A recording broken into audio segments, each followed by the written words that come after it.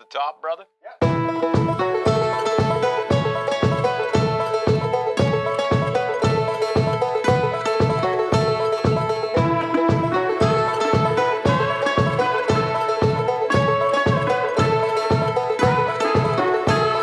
Farmer, can you spare an egg to cure my hunger pangs?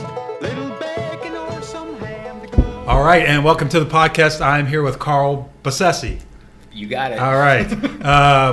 Gosh, you guys, you and your wife Brenda, two of the people that I met first when I moved back here. You may not know that, but Melanie Steffel. I met her the Thursday before you guys were playing down at River City, and she's her and Andrew Croft and some other local people. I met them at an art gallery opening, and I'm like, hey, this weekend, I think it was like 2 days later, you guys were playing down there. You should come down. And I went down, and I think I even videotaped the show and recorded it. Mm-hmm. And that was the first time I'd met you guys and heard the band. Yes, yeah. Which is the Gypsy Cowboys. That's correct, yeah. So, I guess that was why we originally started talking about having you come on the podcast. But I have questions about a lot of things, including Alaska. But we'll talk about the band first. So, how would you describe that style of music? Oh, I don't know. I guess you'd have to listen to it. Yeah, it's kind of it reminds me of like Irish folk music, but I don't really know anything about. Yeah, folk it's music. got an Irish twist to it, you could say. It's real acoustic-based music, I would think. I've always been a rock and roller, but I started playing the mandolin and playing a little bluegrass music, so I kind of consider it just a mix of all that together. Yeah, it is, right? It's, yeah, it almost kind of reminded me of like train music or hobo music that I used to listen to, yes. And even trucker music. Like I'm trying to think of the artist that I listened to when I was a kid. And I used to listen to Red Slovine for trucker songs. Yeah. And I don't know anybody out there that's listening that knows that there were artists that wrote trucker music. Just really every song was for truckers and about truckers and all that stuff. But all your songs are originals, or most of them? Or? Not all of them. We do a lot of covers, obscure covers. I'd like to think. Yeah. You know what I mean? Things that most people wouldn't hear. So we kind of force it on folks. Try to give them a little inspiration. Yeah. Search different styles of music out. That's I think what struck me when I saw you guys play was that anytime I see any kind of music being played well, I always like it. It doesn't matter if I've ever heard that kind of music before. And for me, that was definitely the first time hearing a band that didn't have a drum kit, but had been playing the hand drum. What kind of drum would that be called? He was playing the djembe. Yeah. And a bodhrán. Yeah. Yeah. And at that time, you guys were a three-piece band because it was you, Ben, and your nephew, right? Yeah, Eric. Is he still in the band? Yes, he is. He is, yes. okay. Mm-hmm. And he was a young kid back then. Yeah, he's in his early 20s now. So Yeah, I think he pretty was young. maybe 18 or something at Yeah. the time. Yeah, and really talented. He is. Yeah. Yes, he's only gets better. It seems like. So. Makes me jealous. 'Cause, Me too. Yeah, I kind of peaked at like 18 and then just stayed the same as a drummer since then. But yeah, and I just remember that it was really played well, so it really struck a chord with me, and that you guys had a lot of heart. Like you could tell that you really loved what you were doing and that your heart was really into it. Yeah, heck yeah. We do miss Ben, that's for sure. He took off on us. God dang it. Yeah. If he ever hears that, get back here, Ben. He'll be one of the 5 listeners to my podcast when he knows that you guys are come on. Him and Melanie. Heck. Yeah, but and that was the beginning of it, and off and on we've kept at it. You know what I mean? We drug Eric with us up to Alaska for a summer, and just him and I played as the Gypsy Cowboys. We added a percussionist on a couple shows, Billy Neumeister, who's a good friend from Anchorage and a great percussionist. And we played there all summer, and Eric got to see Alaska. That was pretty cool. Yeah. You know what I mean? And we've been back at it down here. We added Stephen Kellner playing a little guitar and singing with us, and just as of lately, we've added my brother-in-law, Cubby Lucarelli, on the bass. So it's kind of cool too. Yeah. So There was a song that you guys had. It had something about being drunk and a woman or something. I cannot remember the there's name. a lot of songs. Yeah. I should have went back because I recorded that show video, but I kept the audio to it, and I made a CD, and I used to listen to it in my car all the time. And I think I only ended up getting maybe 8 of the songs before my battery died. But I listened to those 8 songs as like an MP3 that I ripped from the video, and I really liked them. And I had a lot of enjoyment out of that bootleg recording. Yeah. Yeah. Good. Probably the only bootleg recording that I ever made that I actually went back and listened to. Well, there you go. It make me feel good. Yeah. Heck yeah.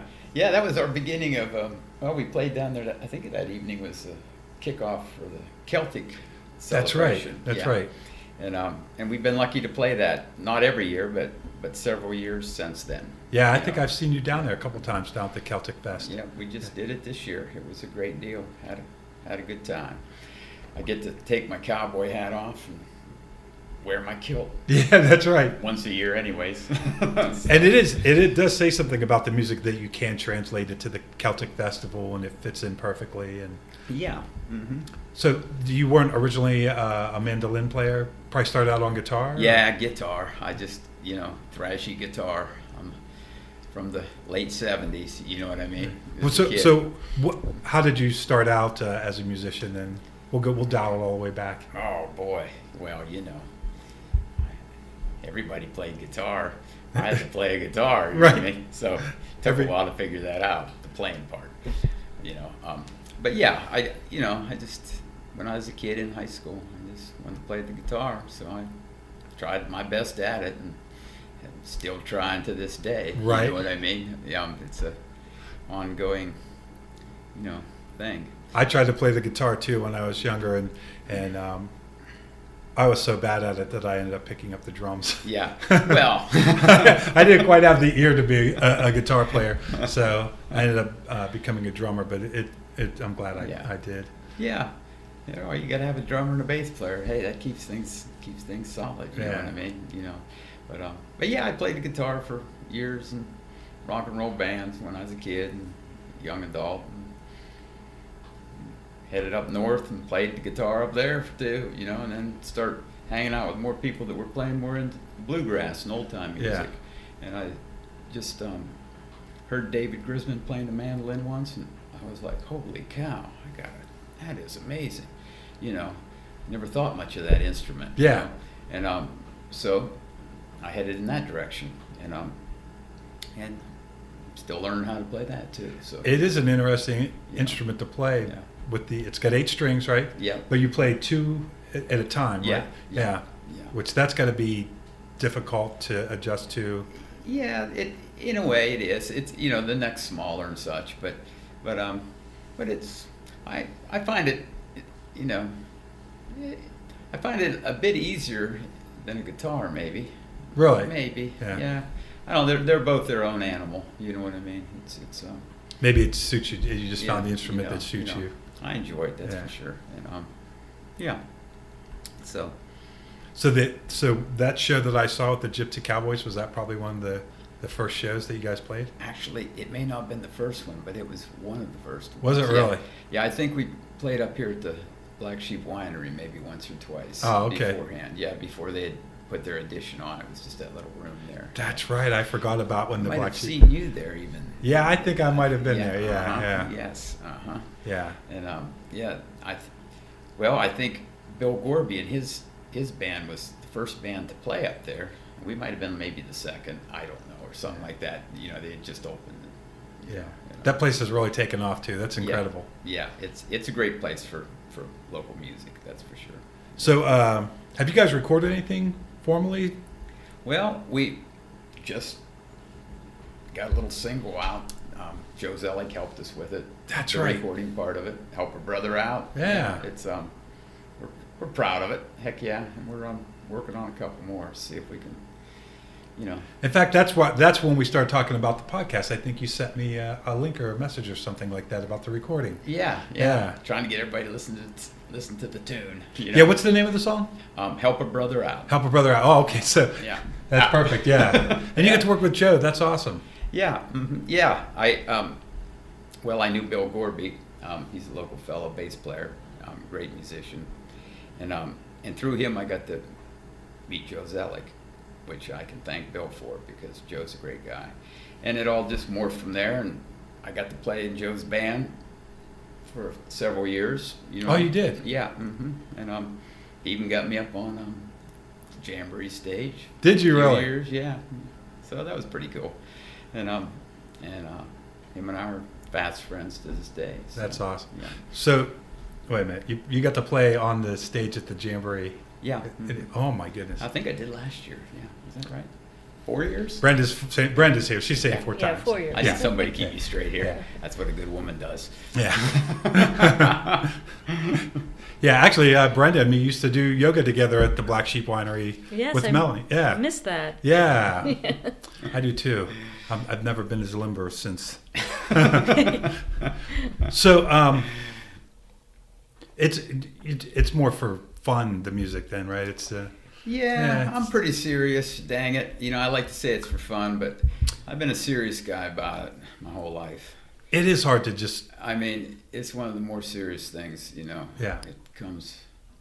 It's right up there with my horses and mules. Yeah. I mean, No, I guess I meant as far as like it being a career. Well, Do you ever look at it? I've always looked at it as part of my living. Yeah, yeah. I mean, up in Alaska, we live in a tourist town in Talkeetna. When I first moved there, it wasn't that, but it all morphed into that as time went by, and I found myself playing 5 days a week up there. So you actually can act. Yes, in a way, it like a seasonal thing, Yeah. mostly when the tourists are in town, and I haven't done that for the last few years. I've been down here, you know what I mean? So, and but I've always tried to make a buck at it. Yeah. But it's way deeper than a dollar bill, that's for sure. Right. So. I was talking to Melody Ray, and she was in this great band called Mange, and we even talked about what it means to be in a band. And I said, as much as I would love to be in a band again, when I played music, we practiced 2 or 3 nights a week. We played out every weekend that we could. We always wanted to be playing music, and so it would be hard for me to be in a band and just kind of dabble in it. So I get that. Like, yeah, you really, when you're thinking about your music and working at it, you're very serious about it. Yeah, And heck yeah, it's a real deal. Yeah. I mean, at least for me. yeah, and it doesn't mean that you're not having fun. I think you have more fun when you take Oh, it seriously. yeah, I have fun. Well, and your music it's a fun sounding music. It's very upbeat, and Yeah. I remember a lot of people Thanks. dancing every time I went to see you guys play, and it is that kind of that bluegrass tempo, I guess, that a lot of the songs. It's very Yeah. lends itself to Mhm. I don't know. Even when the subject matter was maybe somber, the rhythm was very upbeat and Yeah. got the blood pumping. Yeah.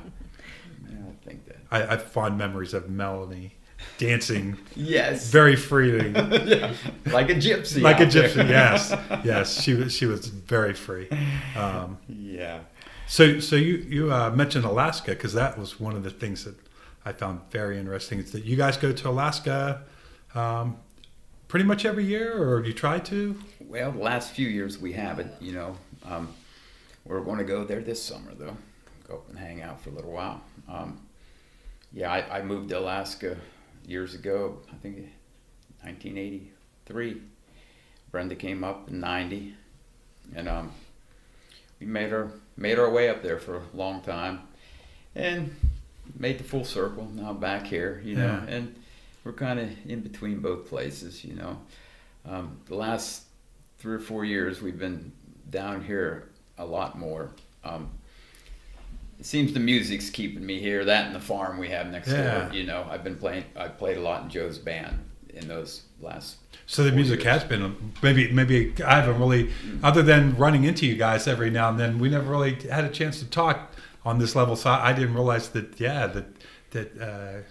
had that much time invested in. That's great. Yeah, I keep at it. So that's kind of kept you guys here more. Yeah, that and like I said, we acquired a farm here in the course of time coming back, and that kind of grew. So we've been splitting our time up, but the last few years it's been mostly in the Ohio Valley. Yeah.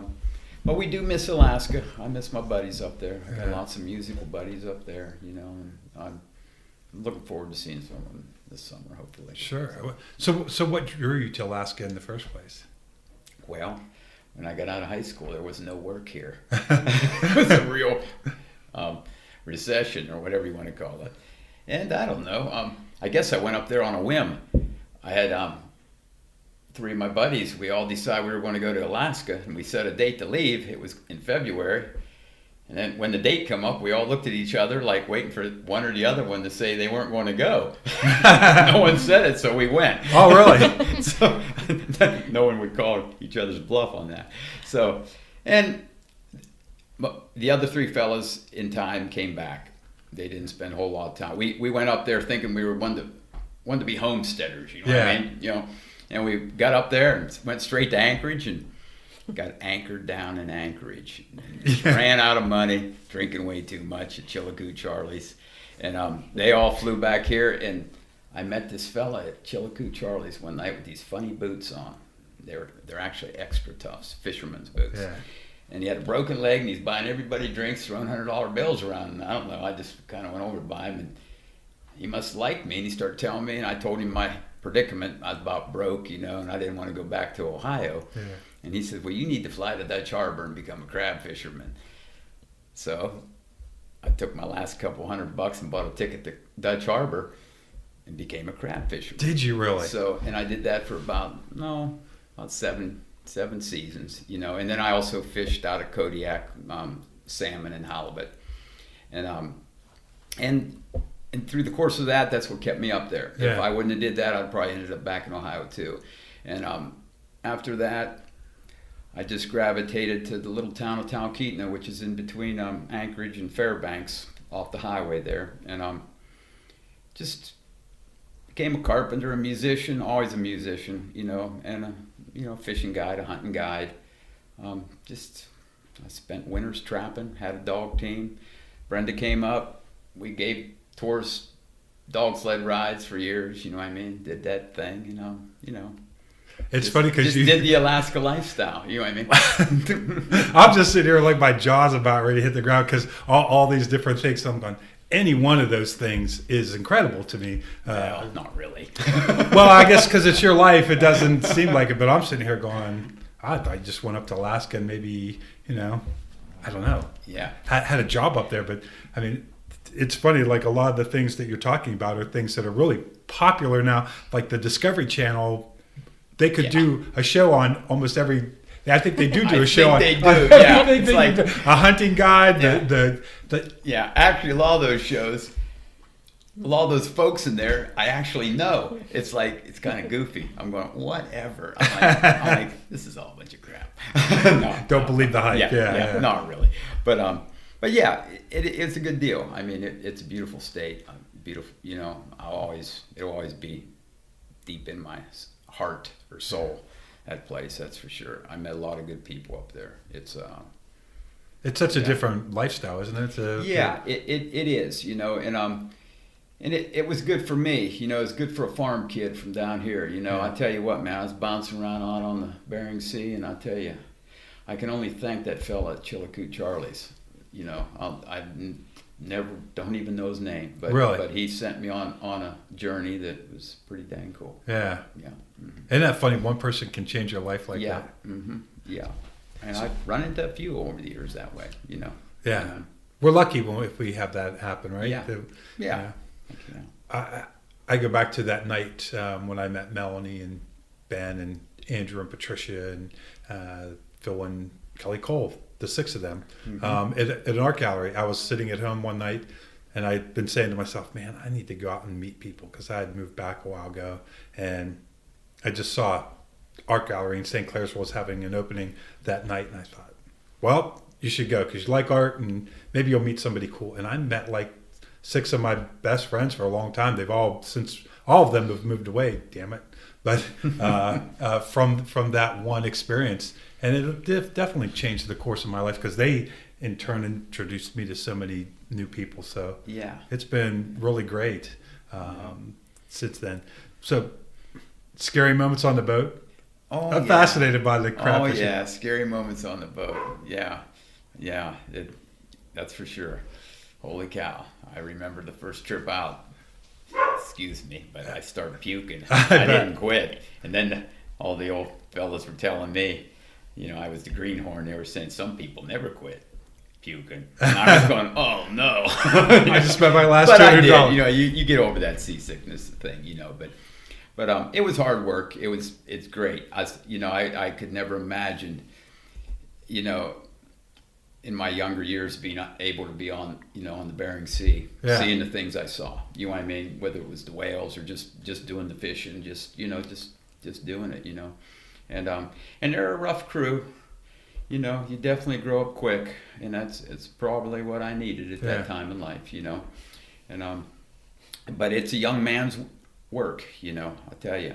By the time you're 30, it's we'd fish 20 hours a day, 5 Really? days a week. Holy Yep. cow. Yep, you'd fall down and sleep in your rain gear for 4 hours and wake up and start pulling pots again. Oh my God. Yeah, it's tough work. So when you go out and buy that seafood and it costs a lot, that's why. That's why. Well, and I imagine of doing that for 7 years, that after that, maybe having a dog sled team, as tough as that is, didn't feel nearly as bad. Actually, that was more what I would imagined I might have done. You know what I mean? I never ever thought I would be on the ocean as a fisherman. Yeah. You know what I mean? But it's just where it led me. And once I went to Talkeetna, it was inland. Lots of snow in the winters. The dog thing, I've always been an animal person, I mean, growing up around here. I always worked on farms when I was a kid and such, so it just seemed to be the natural way to go, and I run dogs for I don't know how many years. Brenda might be able to correct me on that, but it was probably several. I mean, 18, 20 we years, ran tours for about 15 years, and Yeah, then uh-huh. altogether about 18 years. Wow. Yeah. So what would you do with the dog sleds? Was it for tours or for? Well, I spent my winters as a trapper. You Oh, know what I okay. mean? So I would, before she moved up there, I would go out and stay out. I'd get flown out with, say, 6 dogs in the wall tent and enough food for 3 or 4 months, and No kidding. just trap marten and wolverine and live in the mountains. You know what I mean? Wow. With my dogs, talk to dogs and myself. To this day, I catch myself talking to myself a lot. People think I'm nuts, but that happens when you kind of spend a lot of time alone. Yeah. So, but yeah, I did that for years. Once Brenda came up, I didn't do that so much. I mean, I still worked in the winters as a trapper, but mostly based out of our home then. Yeah. You know what I mean? But we always gave tours. We started giving tours because the tourism business started growing in the little town where we were at. So, and that lent to a good thing because we got to turn people on to mushing. You know what I mean? I was never a racer. I never got into that. I never had to. I just didn't have the desire, you know what I mean, to run the Iditarod or to race dogs. You know what I mean? But yeah, it's there's nothing like about hooking up 12 dogs, boy, cutting them loose, man. There's some power there. Oh. I'll tell you what, man, it's fun. And I can only imagine what it's like to be racing across the snow and it is fun. Brenda, to this day, she says she needs to do it again. I'm going back one more time. One more winter. You want to get on the sled behind the dogs again? Yeah, I do. One more time. But it's a lifestyle though. When you have that many dogs, you're living that lifestyle. You know what I mean? Because in the summer they need taken care of too. And you're not really working them at all. They're just there, and you're gotta feed them and take care of them and such. And I had to work as a carpenter and play a little music and as a hunting guide in the falls too. I'd imagine just living in Alaska, it's a whole lifestyle because there's not a Walmart and a Taco Bell around the corner, and very true. It's everything you have to make adjustments. Yeah. In the little town we lived in, Talkeetna, it's a great little place. I mean, folks, if you ever want to check out a little town, check it out. Makes me want to go. Makes me want to check it out. It makes me want to go too right now. Maybe I'll hop in the back of your truck and stow away. And what was really cool about it was as time went on and the tourist trade started, a lot of musicians came through our little town. I mean, we only have maybe, well, when I went there was 150 people in the town. Or I shouldn't even call it a town. That would get people mad. It was actually a village. You know what I mean? Yeah. It was never really a town. It's in our minds, in a way, it's a village. But anyways, but as it grew, a lot of musicians would come through our town, and with that said, I got to meet some really cool cats, man. I don't know who. I mean, a lot of folks people wouldn't even know, like Bill Staines, Greg Brown. I mean, I always missed out on the great things, like when Willie Nelson played at the local bar. Yeah. I was out working, you know what I mean, or something, but there would be people like that just come through, and whether they were just checking it out or playing music, And I remember one time, my buddies and I, we were renting a little place downtown, and when I say downtown, it's a single street about 100 yards long, and that's it, and we're in there playing, make a bunch of racket, and this guy sticks his head in the door with a cowboy hat on. You don't see too many cowboy hats in this town. And he goes, "What are you doing in there?" We're saying, "Well, we're playing music. What do you think we're doing?" So he comes in and sits down, and he tells us his name's Jack Elliott. Ramblin' Jack Elliott, actually, he said. So I didn't know who this cat was, So he leaves after a while, and my other buddy, he's a little older than me, and he's like doing flip-flops. He says, "That was Ramblin' Jack Elliott." And I'm like, "Well, who's he?" Well, then he goes to tell me that Ramblin' Jack Elliott, he hung out with Jack Kerouac and, all these cats, these hipsters and stuff from the late 50s. So anyways, next day he shows back up with his guitar. So this went on for like about 2 weeks. He'd come in and play songs. And at the time I didn't even realize what I was taking in. Because I didn't, but then afterwards I start delving into, and I was like, Ramblin' Jack Elliott. It's pretty cool. So anyways, he taught me a couple songs. Like, to this day, I feel kind of cool about that. But so yeah, it would be things like that. You just run into these crazy characters. You know what I mean? Musicians. Mostly underground. You know what I mean?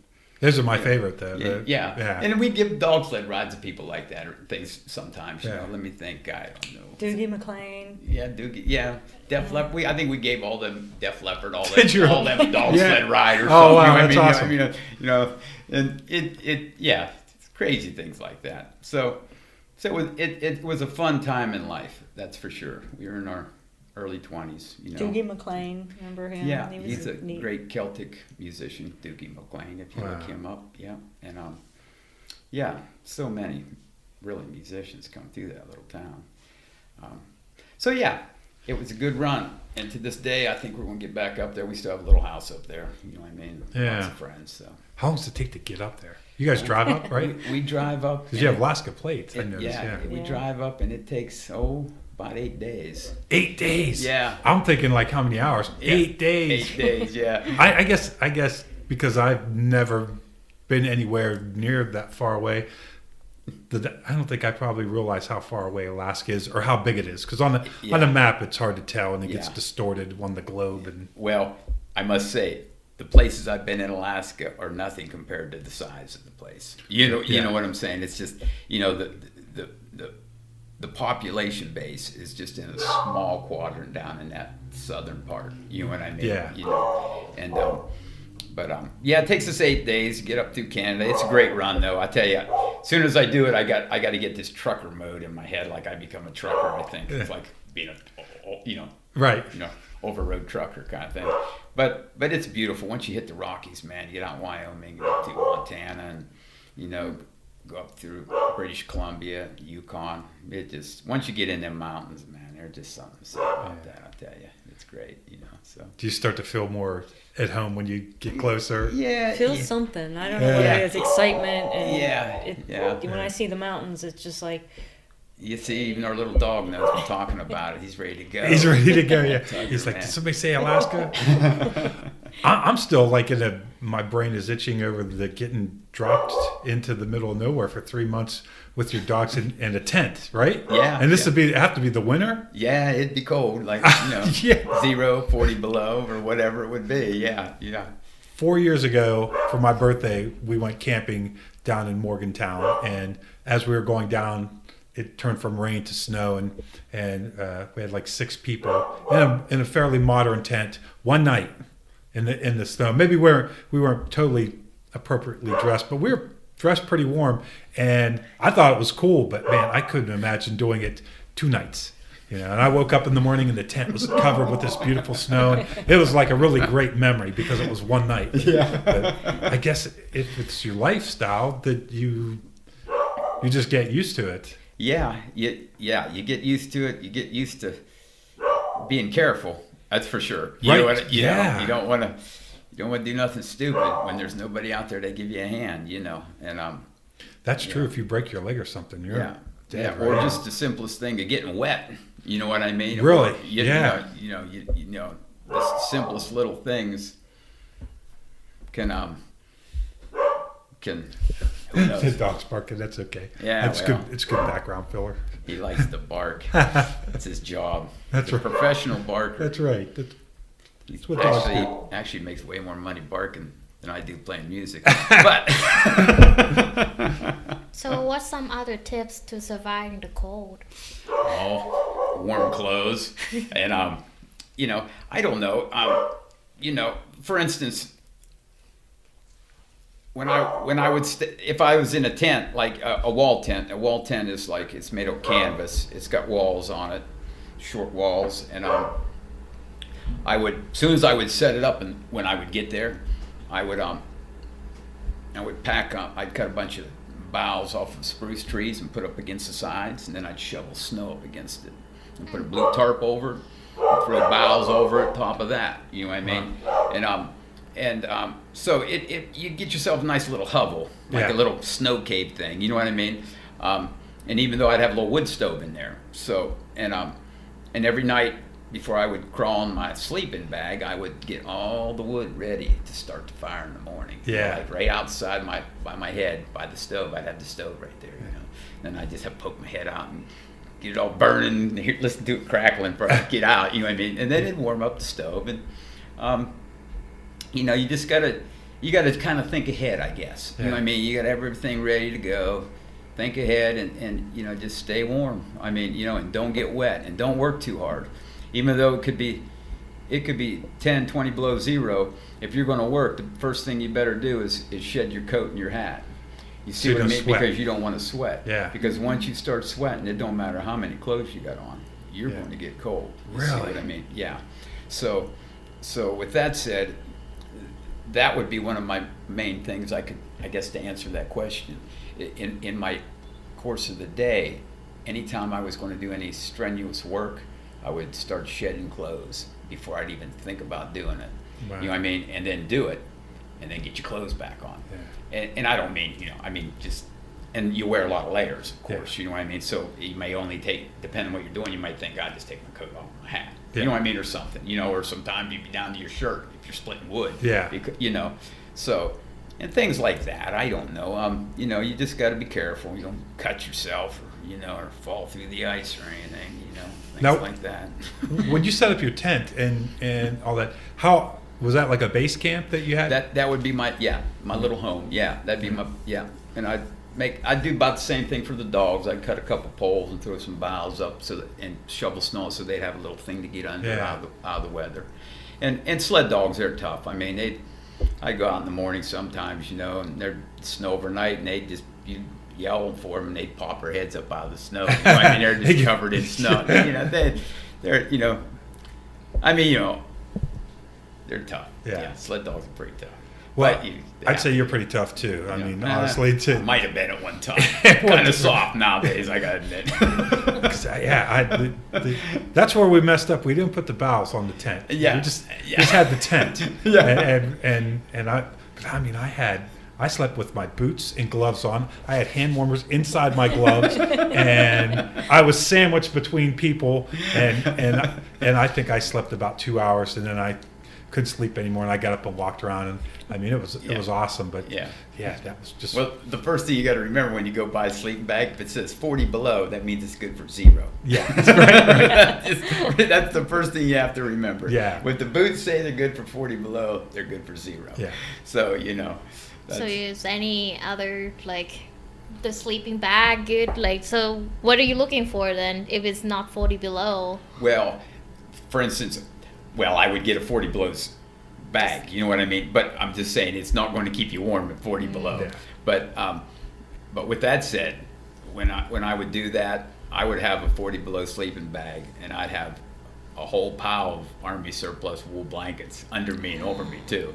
You know what I mean? Feel like you have a ton of lead laying on you by the time you crawl in there. You know, and you'll stay warm over the night. You know, you get your stoves burning, but it burns out by the end of the night. You know what I mean? You know, and you get acclimated. You know, you really do. I mean, you know, if you really think about it, you know, the people that lived there, you know, the Eskimos and such. I mean, they lived in igloos that were made of ice. And I mean, they heated them with oil, you know, sea oil and such, but still, I mean, how warm were they in there? I mean, 35, 40 degrees. You know what I mean? That was probably warm to them in sub. And you learn to be comfortable in so those you know, temperatures. and then you learn, and of course they learn to make their clothes and to do such, you know, that kind of stuff. Have you ever tried to be in an igloo before?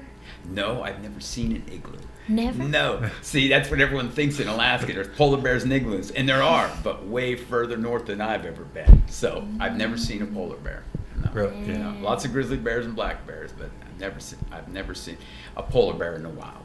You know, pictures of them, yes, but never one. You know. Now, seeing a bear in the wild, did you have any? Because I'm fascinated by bears and wolves, and I'm sure you've had to have some. Yeah, you come across them, right? Yeah. Well, I worked as a hunting guide, and I must say we hunted grizzly bears. You know what I mean? But you know, like I would tell anyone, you know, everyone thinks the bear's out to eat you or something. They really aren't.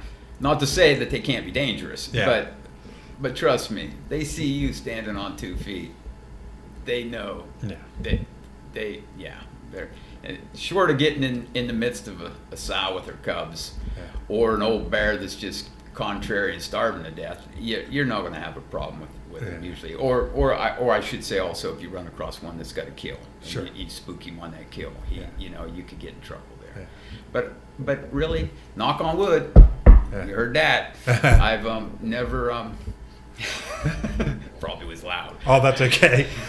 I've never had a problem with the bear, really. Short of that's right. Short of that one little grizzly bear when I came home one evening, and I was walking towards the house, and Brenda was looking out the door, and she said something to me, and I was in the garden. oh, you were in the garden. That's right. And you walked home, and it was like 11 o'clock in the garden. But it it's light. Get It's dark. light. You know, because it was daylight. That's at right. 11 o'clock, and there had been this little grizzly bear, like a 4-year-old, running around town, like getting everybody's garbage. You know what I mean? He's getting used to people. And when I say little, he's probably maybe about 600-700 pounds, maybe. I mean, but he was a gangly young one. Just left his mother, kind of. They leave at 4. You know what I mean? Sure. Their mother keeps until they're about 3. You know, and unfortunately, he came to town, which is a bad thing for bears to do. But she was in the garden, and all I kind of remember is I told her to get in the house. And she went in the house, and I looked at the bear, and he's been around people already, you know. And I like looked at him, and he was looking right at me, maybe about 20 yards away. I didn't think much of it. I turned around to start walk away, and I could feel him. And I looked over, and he was coming. Like as soon as I went, you know, start to leave, he started following me, and I'm like, I don't like that. So I turned right around, and he stopped. You know what I mean? Yeah. And I'm thinking, what am I supposed to do with this? Because I'm like, I can't get to the house if he wants to get to me, you know. Yeah. But I wasn't really worried too much. So I never was very well. In Little League, they put me as catcher because I couldn't throw the ball. I could only catch it. So I thought, well, I reached down, picked up a rock, and I threw it at the bear and hit him right in the nose. And he turned around and run off. I was like, yes. So that's my big encounter. You only need one good throw in your whole life, right? Who cares about Little League if you can save it up for them when you need it? Oh, yes. Yeah, the coach would have been proud of me. Heck, Mr. Runovich would have been proud of me. So... I got in trouble in Little League for sitting on my glove in the outfield and talking to the other person. We're supposed to be on our own parts of the field, and I think we were talking about Star Wars. Yeah. And we sat on a bench a lot after that. Yeah, they stuck me as catcher, man. It was rough, I'll tell you. I had stove thumbs, you know, because I wasn't very good at catching even, you know, whatever. Yeah, I was maybe the worst baseball player on Maynard baseball team's history. Don't feel bad. I had it covered in Adina. We probably played each other at one point. Yeah, because we were both sitting on the bench. Yeah, both sitting on the bench. Yeah. Yeah, because we are pretty close in age, I think. Yeah, I don't If know. if you went to school with my cousin Pete, he's a few years older than me, so we're Yeah. roughly in Yeah. the same generation. Yeah, same time. Yeah. So how did you get talked into moving to Alaska? Well, well, he promised that if I went to Alaska, he'd build a house in Hawaii, so I could live half the time there and half in Alaska. I got her there. Then whatever. This is the truth, but that's not really why I went. But he's like, if you don't like Alaska, then we can spend half the time in Hawaii, and then Alaska, it'll be a perfect balance. And I'm like, She Sounds was like a happy dude. with Alaska, so I thought, Yeah. who needs Hawaii when you got 40 below and the dogs? Yeah, you want geckos crawling all over you in your sleep. no, the experience of dog mushing was really interesting. I thought, I want to do that. I always rode horses, Yeah. and I'm like, yeah, well, I actually came to visit. Okay. And he was doing dog sled rides. And he's like, you're going to help me today. And just tell everyone you've been doing this for a year or two. I'm like, really? I got to take these people for a ride? And he's like, yeah. Well, he never paid me. I was working all day taking tourists out. Went up to visit him. Fed her. I didn't get paid. I fed the dogs. I fed her. I mean, Wasn't much left. yeah. I have to say that I love the dog mushing thing. I'm like, I got to do that.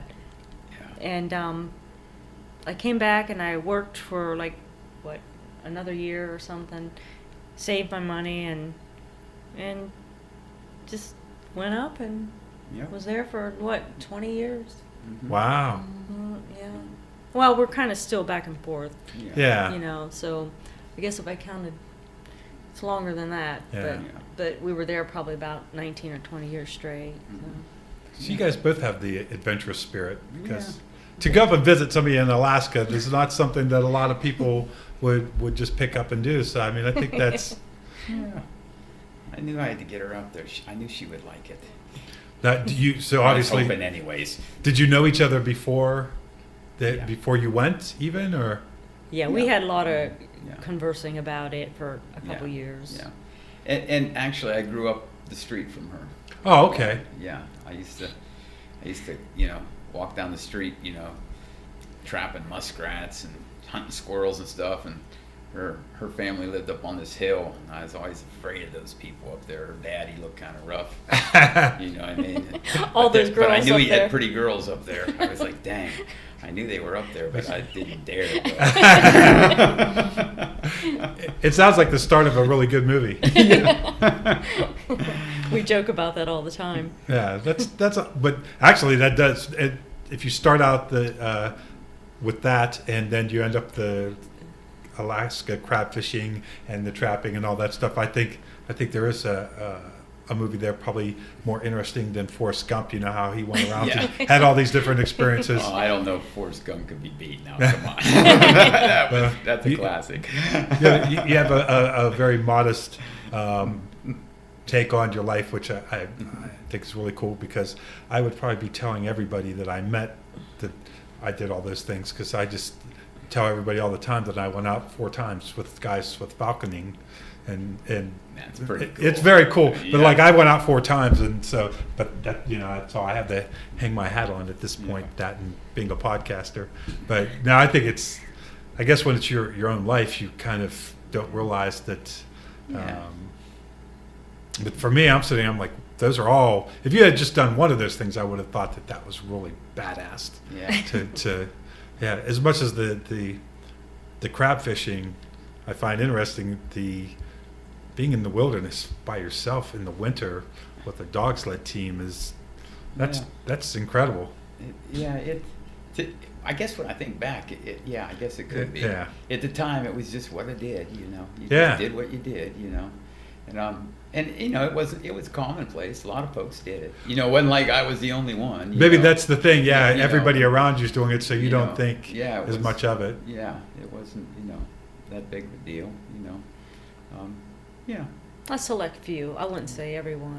Yeah, it was not a everyone. common thing for some people. There was a lot of miners and trappers Okay. in Talkeetna back in the day, but they were very few. I mean, because it was so small. But you had a lot of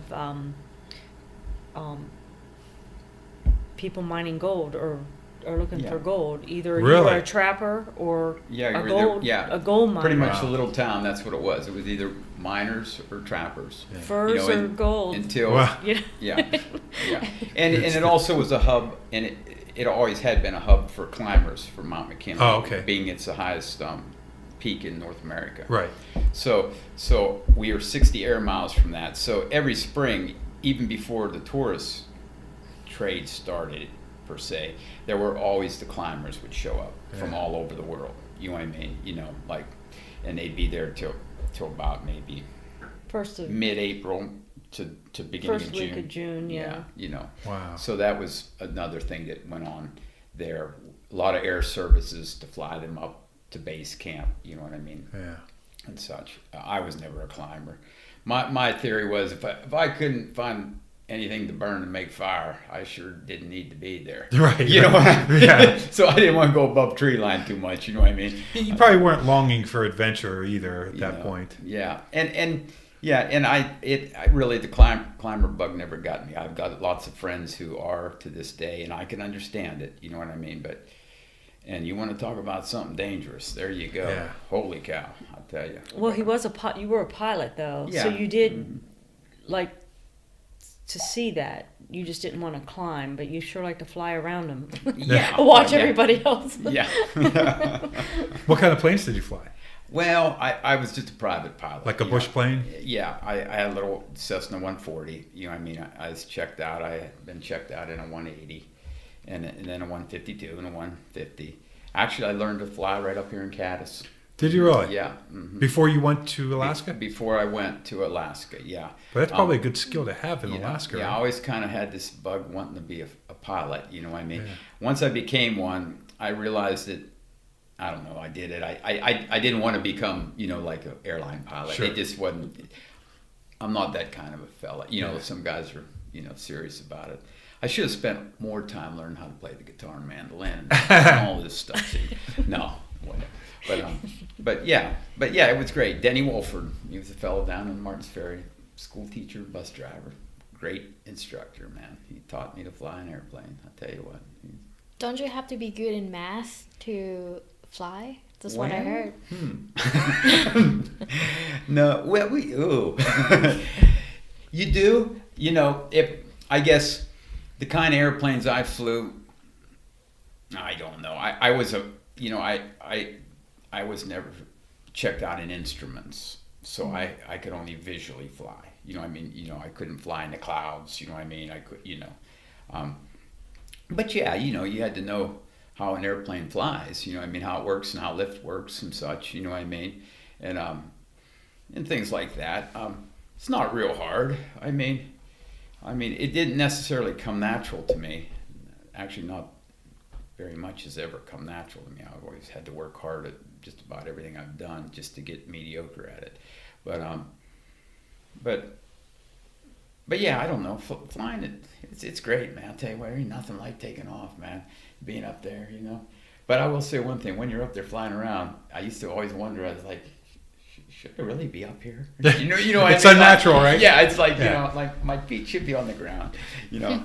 But and I tell you, I love my little bird, but I just got to be a point in life where I couldn't afford it anymore. You Yeah. know, that's where It is an expensive it's thing, an expensive right? hobby. Yeah. You know, and when I got into it, I was thinking that maybe I'd become a bush pilot and make money at it. Yeah. But once I realized what it would take and what it would entail, I just didn't want to go in that direction. Yeah. Just you know.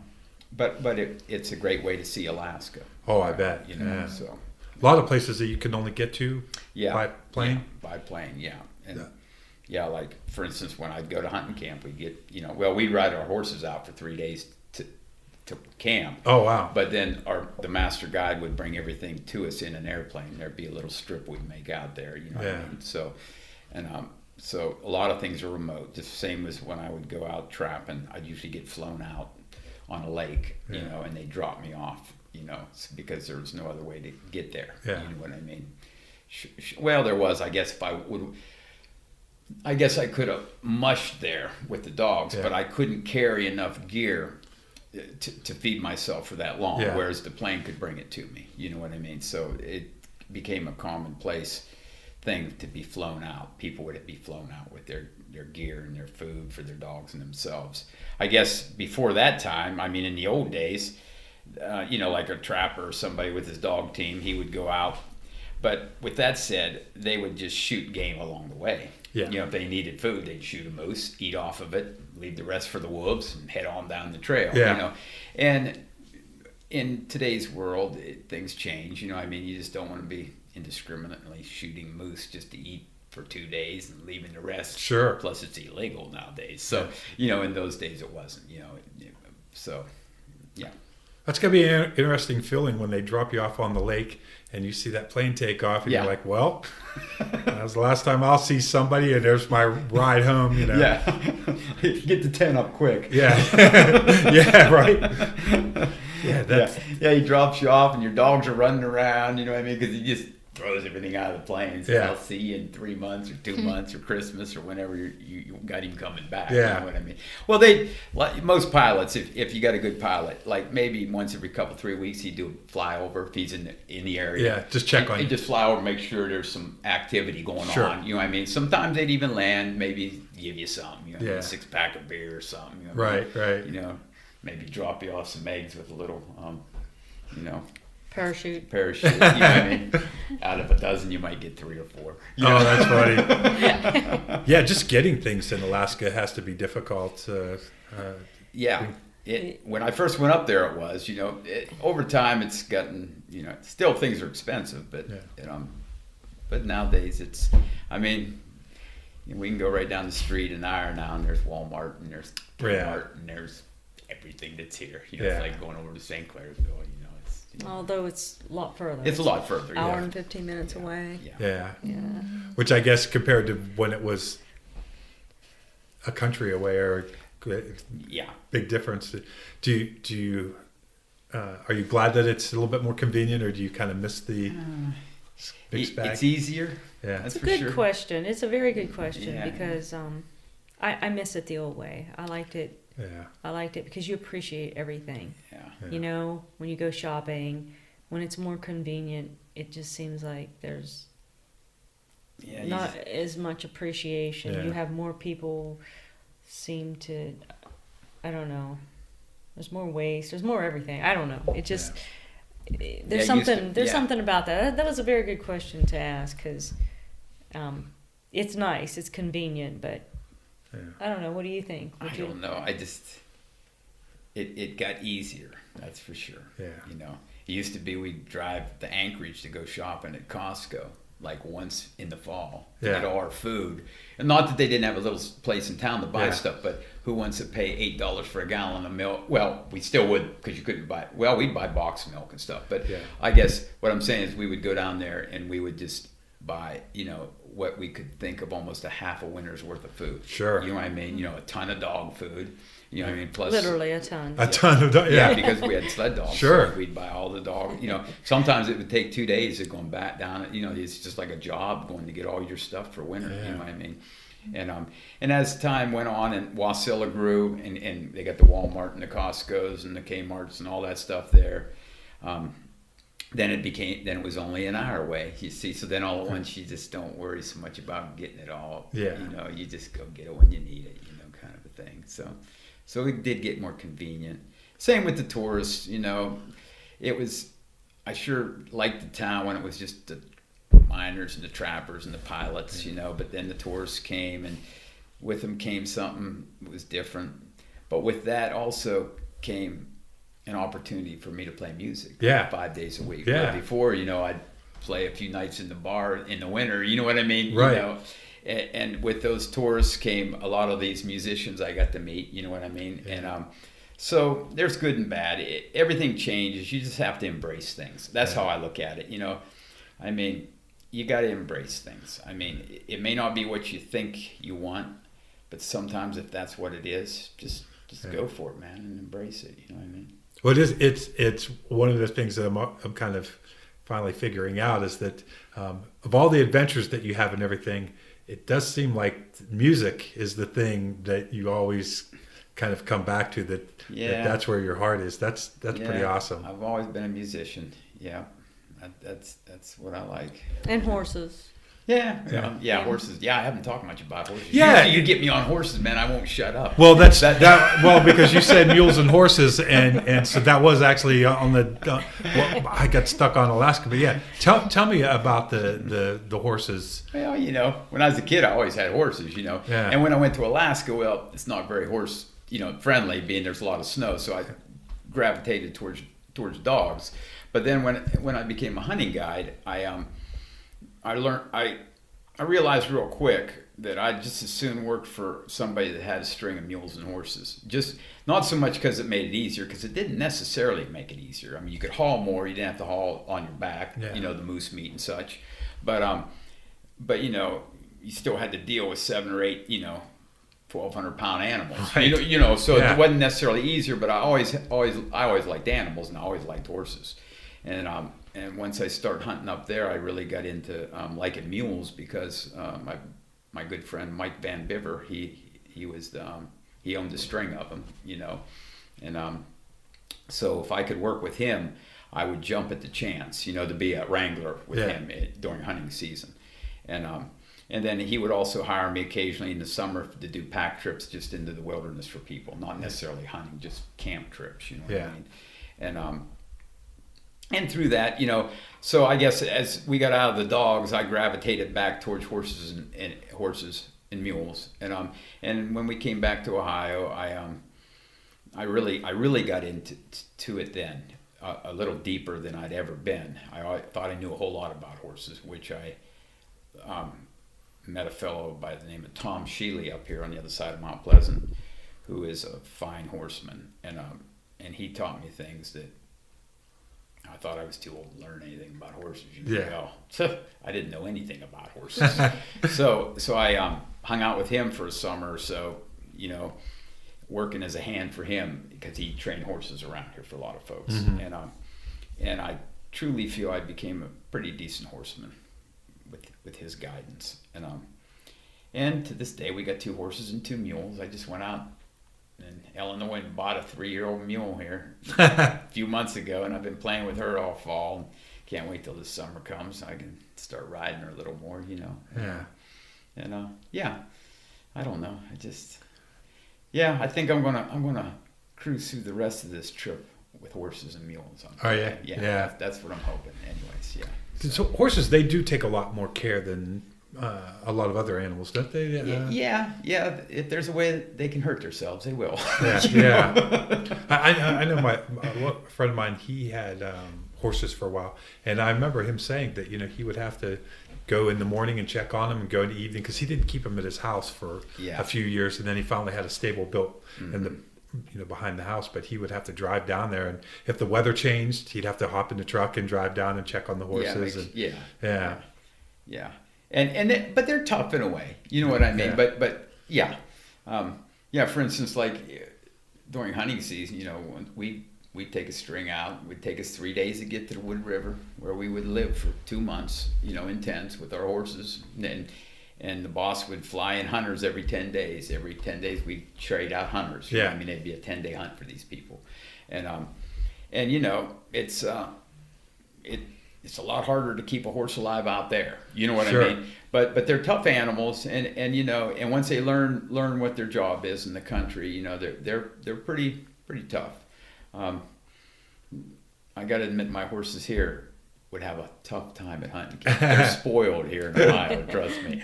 But hey, it's okay to be spoiled, I guess. I don't know. So do you train people to ride? For several years I worked as I wouldn't say train people to ride, but I train horses. Yeah, start colts and so you more train what they call it, break the horse so that you can ride it, or and they help people with problems and help people figure horses out. Oh really? It's rewarding, if there's a lot of ways to skin a cat and a lot of ways to do things, but Yeah, I did do that for several years. I don't do it anymore. I trimmed horses' feet, and it worked as a bit as a farrier for several years till my back gave out. And I still do my own animals, but I don't do that anymore.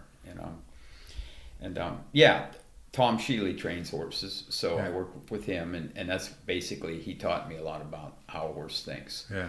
And if you know how a horse thinks, then you're way ahead of the game. Most people, they think of horses as more like a car. You turn a key, right, and they go, or you get on them, you kick them, and they go. Yeah. Well, a little more to it than that. They got a feelings, they got a personality, they got a brain, heart. I know that they use horses to work with, and I don't remember if it's autistic people or it's for people that experience some kind of difficulty, because the way horses relate to people, they said, was different than any other animal, that they can see who you really are. I forget. They can figure you out. Yeah, I guess with that said, your energy, they can. Yeah. They pick up on it. Yes, they can pick up on your energy. And that's one of the hardest things. You can't let your emotions get involved when it comes to training horses, because, and with that, I mean, you can't get mad. You can love on them, don't get me wrong, but I mean, sure. you got to be, what's the word? I don't know. You got to meet their resistance, but not with anger. Yeah. You know what I mean? Yeah, it's Speaking their language is a good way to put it, because yeah, okay. Everybody thinks like humans. They don't think like a horse. They think just like humans. Well, Can't blame us. Right. yeah, Right. but it's been a disconnect over the course of the That is past true, 50 yeah. years. We were closer to horses, when we use them more every day, and we're Right. with them every day.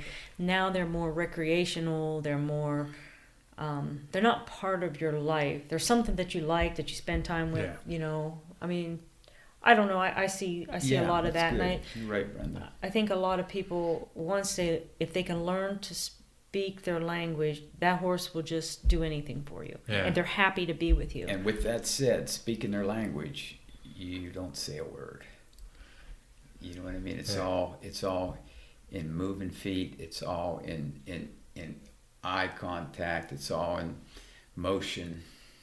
It's all, a horse's world basically is moving feet. Really? Yeah. When a horse moves, when horses are together, there's always a leader. They're gregarious. They have to be in a herd to feel safe. And with that said, they always want a leader.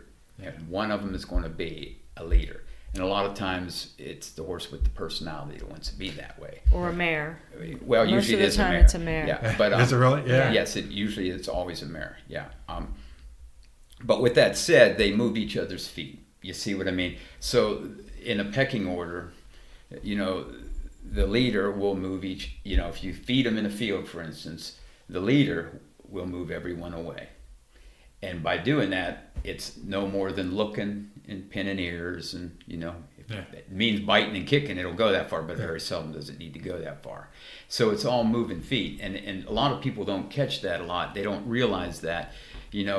For instance, if you're with a horse, the first thing he's going to do is if you and a horse are together, you're in the herd, no matter if you want to be or not. You know what I mean? Really? And that horse, he or she, is going to instantly try to figure out who's the leader, because without a leader, we're in danger. Yeah. So with that said, they're going to question you. If the horse has the personality that really wants to be the leader, it's going to try to be the leader. If the horse doesn't want to be the leader and doesn't feel that you can be the leader, then it feels it has to take that role. Yeah. And they You look see. very disrespectful Really? to you. Yeah. A horse. They'll But say, it's- that's a rank horse. or And usually just- it's yeah, and- not. It's usually... Right person. Well, what it is, usually the horse is, what it is, well, with that said, so when you're with that horse, and I see it a lot with people, they'll have their horse, and the horse it'll be moving around, and the person's moving around, and they think the horse is moving around, but the horse is moving the person around in the horse's head. Yeah. Because it's moving that person's feet. So now, and as long as it's moving that person's feet, then in its head, it's the leader. Yeah.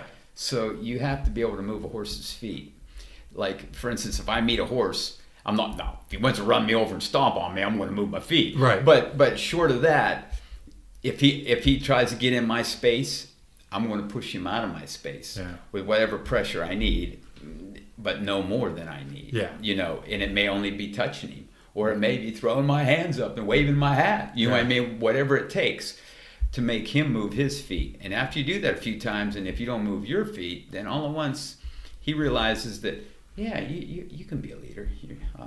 So then all at once you'll get a much more respectful horse that way. Yeah. And that's putting it real simple, what I just said, because there's a lot more to it than that. But I guess just to try to simplify it, you know what I mean, the best I can. You know. And, now, that's fascinating, because I had no idea that. Yeah, and if you're ever around the horse and you're holding on to it, you know, if that horse steps towards you, the average person will step back. Sure.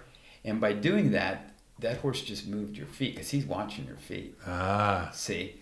So when I'm with horses, I'm watching everything, but I'm watching their feet. Yeah. I want to, like, if I feel that horse wants to get in my space, I'm going to, you know, do whatever I can just to move its feet, because all you got to do is move its feet a little, and then it realizes that, okay, you just moved me. You know what I mean? Because like a mare would move another horse off a watering hole or a food. Right, you know what I mean? Like, in other words, I'm the boss. You know, and yeah. And that's a real simplified statement, what I just said, because there's many steps it takes to get to that point. It's much deeper than that, actually. Where the horse respects you, and you can ask it to back up when you want, or go forward when you want. Yeah. You know. Yeah, I use the word a lot of times. I'll say, I'm going to make the horse do this, and I catch myself saying that, and I go, dang it, it's the most rude thing in the world. I don't want to make that horse do anything. I want to suggest to that horse and ask it. Yeah. And I want it to respond with a thought that it wants to, because it has enough, not so much trust, but it's looking at me like, okay, I'll let you be the one, the leader. Yeah. You know what I mean? I'll trust you that much. Show me the way, I'll follow you. Yeah. Yeah. See, so yeah, I don't know. I can go on and on about that. So how do you around in ask circles. So how do you ask them, gesture them, like? Well, how do I ask the horse to be the leader?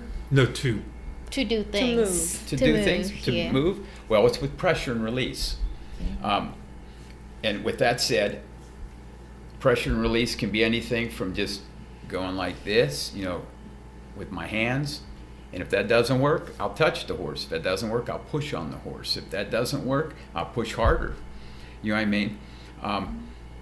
If that doesn't work, I might even take my hand and give him a good whack. I'm not going to hurt him. He weighs 1,200 pounds. I'll hurt my hand way before that. You know what I mean? A lot of times when I'm training colts, I always use what they call stiff stick. It's a stick with a rope on it. I don't consider it a whip, because I don't whip a horse. But yet I can tap the horse with that stick, or I can crack him if I need be. You know what I mean? Because I feel that you got to meet the pressure they're putting back at you. Because if depending on the personality, that horse may not want to. He may not want you necessarily to be the leader. He may not feel safe enough for you around. He may not trust you at all. Well, he won't trust you at first. You know what I mean? So with that said, you have to meet pressure. So if they don't want to do things, you ask as light as possible, but you put as much pressure to get what you want happening. So if I want a horse to move away from me or anything, say if I got my stick, I'll just pick it up and go like this. If that doesn't make him move, I'll tap him on his rump. Usually that'll make him move. You know what I mean? But by doing this first, the next time when I go like this, more than likely he'll move. I won't have to tap him on the rump. So you barely have to ask. Yeah. Soon you just go. If you start with the lightest pressure and build up, then pretty soon the horse will respond to the lightest pressure. A lot of folks go to the strong pressure first. They never start light. And they don't even realize it. It's just like, you got a stick, you want the horse to go, whack, let's go. Yeah. Well, why not just go? But you're not explaining the release. Yeah. See. Thanks, honey. Yeah. Go ahead. Yeah. Well, there's a release too. Okay. Yeah. With that said, soon as you get the response, you must release what your like pressure if you touch was. him and he starts to back up for you because he You knows gotta take your hands you, off. you immediately take your hand off of him. That's And how they you learn. will know, and soon all you will do is go, my horse will back up. Yeah. All I do is shake my finger at him, Yeah. and he walks And they know. backwards. Yeah, in the beginning, it might take the finger shaking, and he's got a rope, and then you're shaking the rope, and you might shake that rope so hard that, and then he'll back up. He Pretty learns soon, real quick. if you start here, and if he starts to back up, when you start here, you just stop a few times, and pretty soon you just go like You this, say, and good he'll back boy, up. and Say- then he's working perfect for A you. horse learns from the release, not necessarily the pressure. Wow. He learns from the release. Yeah, that's true. Thanks, Because they Brenda, for want a bringing that release. up. They don't like, no one likes pressure, right? Right. In a Yeah. sense. Horses hate it worse than any animal. Yeah. That's very interesting. The guys that do falconry that I've yet to. We've been so busy with the birds that we haven't actually come on the podcast. But one of the things they told me is that it's always positive reinforcement. There's never anything negative with the Yes. birds, and that a lot of people that fail, they don't understand that. Yeah. And I can see that in you guys. That anytime I've ever been around you, you're so calm and nice people, and I think that it shows through though. And when Should you're talking, see me with a rank mule. No, I'm just kidding. but really, there's a certain sense of calm that I've always got from you guys, and I think that's probably why you're really good with the horses. That you get that Yeah. goes against a lot of people's nature to not go with the hardest, like whap, Yeah. and to be able to hold back and to Well- understand it and then follow that practice where you just Yeah. And they are also prey animals. So they're Yeah. afraid of everything. They're born afraid, and they're flight animals. So their first instinct is to run. Yeah. So if you do something that scares them, and you don't understand what you did, if you don't understand this pressure and release, you can have a pretty ornery horse and Yeah, never be yeah. able to touch it or ride it or deal with it. You see that a lot. Yeah. You Yeah, see they people- are. Yeah, and that's another thing to think about. Humans in general are predators. Yeah. Even though we also eat vegetables, but still, in general, we're predators. We directly go get what we want. Yeah. Usually, we want something. You go over there, you grab it, Yeah. and we like to grab things. You see what I mean? We just like to take what we want. Yeah. Where horses and prey animals aren't like that. They don't like that at all. It gets them worried. You know what I mean? That's why you have to be slow around horses, and you got to give them releases. And like if I walk into a field to catch a horse, I watch it. If it looks at me and it's telling me it's going to turn around and walk away, the first thing I'll do is stop and step back 2 or 3 steps and look in a different direction. Yeah. Like take that pressure off. Don't just want to go get it. You know what I mean? Like what I want to go catch him. Well, catching him isn't necessarily just going and getting him. It could be a lot of back and forth things. Just pressure and release for a while till the horse starts to be like okay with it. You see,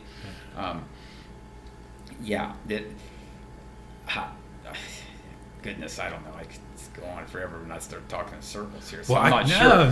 But I could see why you would fall in love with the whole thing because it is so complex and it's yes. so intricate. It's very because good for it's your har- soul too. And it is Oh. very hard to understand, being that we are predator type humans are Yeah. predators in general. Yeah. So it's hard to get in that mindset of thinking like that horse, and that's what most people have problems with. They want to force a horse to Yeah. do something. They think they need to force it to Yeah. do something, when really you just got to give that horse. You got to make it the horse's idea. Yeah, that's a good way to Yeah. think about it. If you want a horse to do something, you got to figure a way to make it the horse's idea to do it. You know what I mean? With pressure and release or whatever it takes. You know what I mean? But yeah, they're great animals. I mean, they really are. Like I said, I'm hoping to end the rest of this journey with horses and mules, man.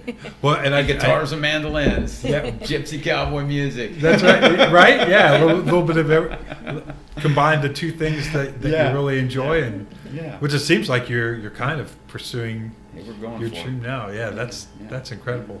And I think what you said is that it does shape you. That's what I was kind of alluding to earlier. That you guys are like these really mellow people, and that has to interacting with the horses in that way has to affect you. I think they are good for you. Yeah. Your soul. They've been good for me, They that's make for you learn patience. Yeah. There's no animal that will teach Yeah. you. Well, Maybe you need a horse, James. You are absolutely right. I got one for you there. Well, it's also something that it sounds like you can't kind of dabble in if you want to be really good at it either. It's, it's.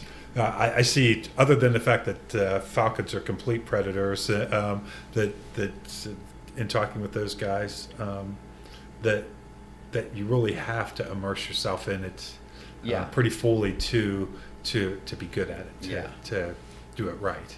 and that's neat. I think that would be a neat adventure too.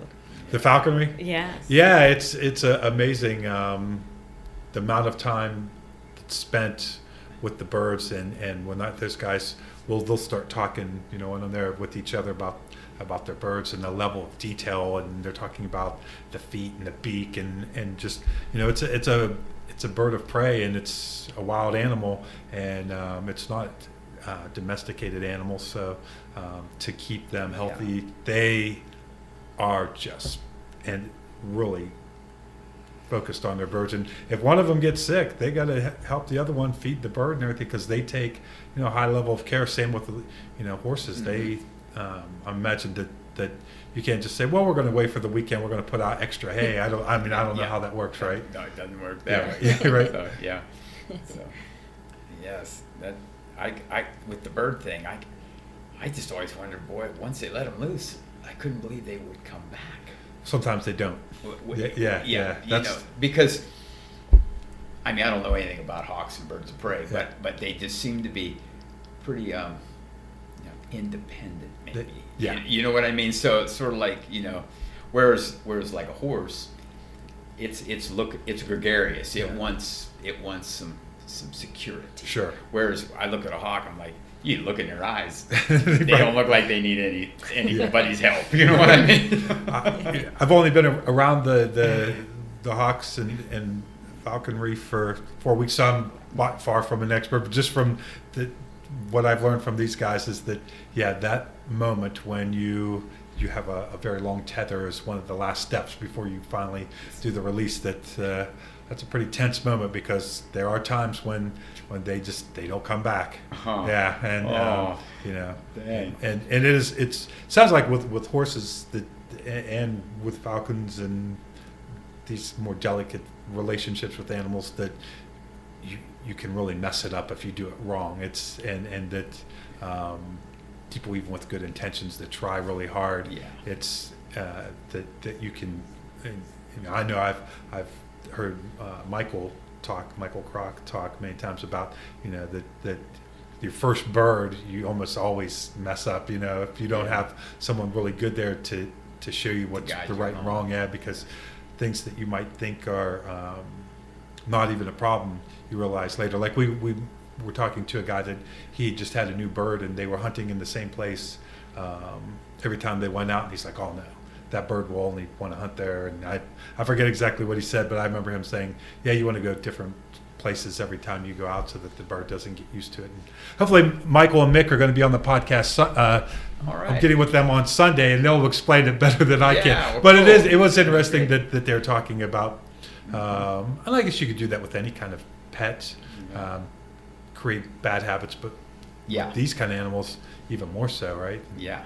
1,200-pound animal, you don't Yeah. want it to have Too many bad Yeah. Too many mistakes. Yeah. Have you encountered horses that had bad habits that you were able to? Oh yeah, that I would meet a lot of. Is that a horses lot with of weight? bad habits? Yeah, because they mostly always taught by humans, Yeah. inadvertently, never purposely. You know what I mean? Just The best because- horse is one that's never been touched or bothered Yeah. by anyone. Yeah, if I had my choice to start like a colt or something, Yeah. I would just as soon.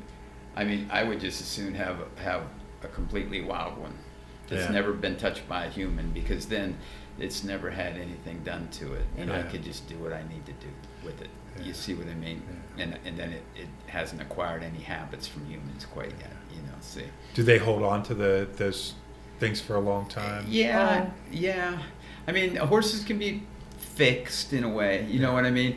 But I truly feel that a lot of times, even if you in a better term, fix them, that it's always in them then, you know, that habit, you know, they can revert back to it. You know, things can set them back to that if they run into a human that pretty much does what the human that taught them to do that does again, you know. But yeah, horses can be fixed, you know.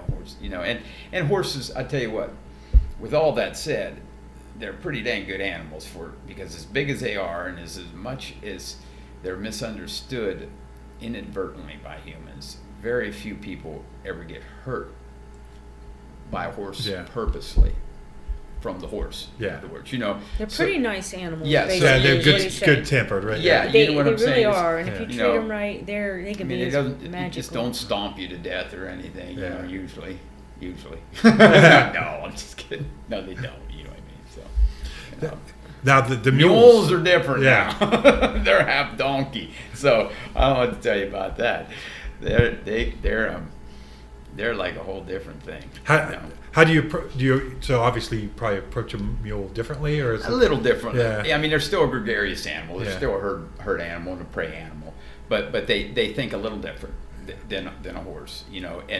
And a mule, of course, is you know, a horse is the mother, and a donkey or a jackass, whatever you want to call it, is the father.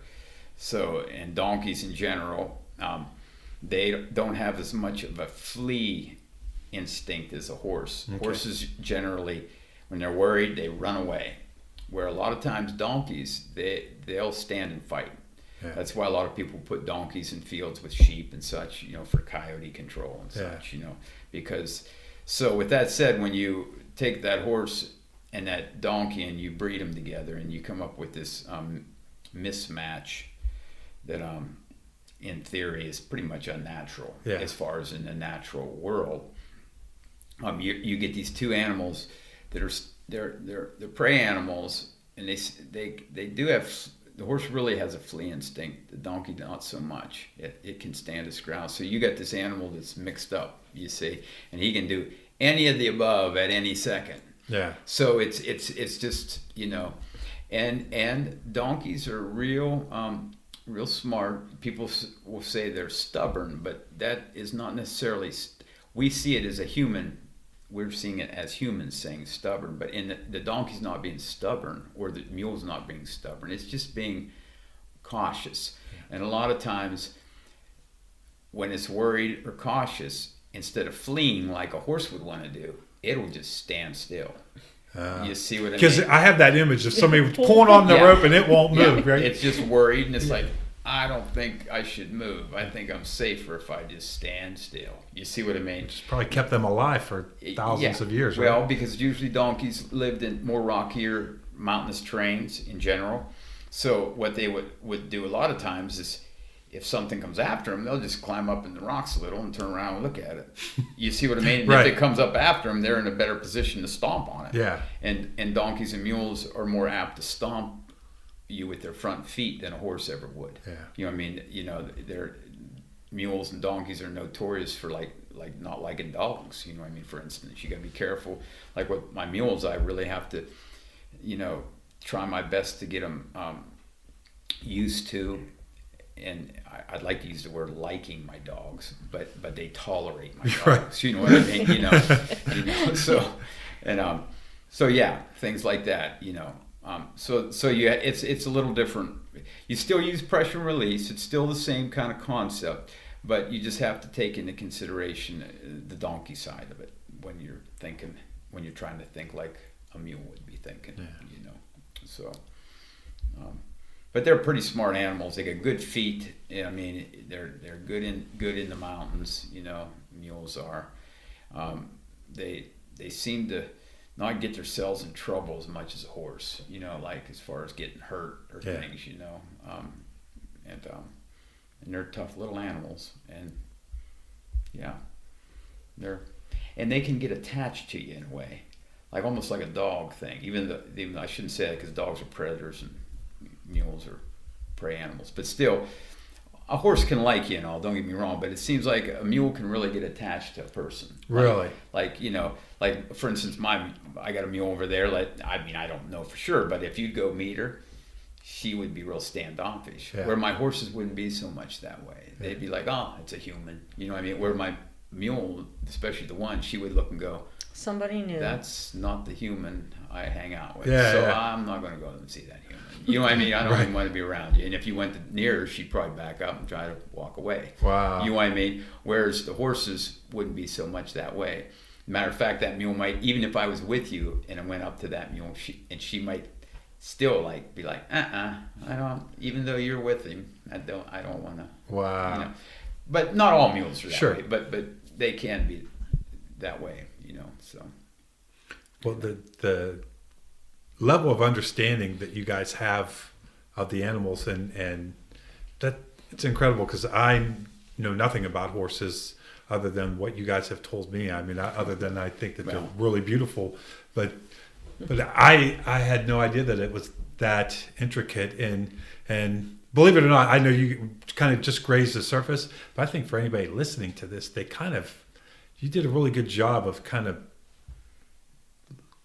painting a picture of what the whole thing encompasses as far as how complex it is, and then of course the details of it. But I think for just like a good overview of what it means to care for horses and mules, that was really Good. well put. Yeah, well, I hope so, because sometimes I wonder what I'm saying, you know. No, it was that great line between,